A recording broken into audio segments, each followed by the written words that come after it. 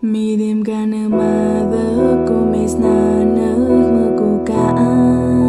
aka uga a te venham et kyushna timianj kumets kanu guaneshona putots mets a yamon ha potkashna so the mes man tmien maya dich kumes nan zim jokavich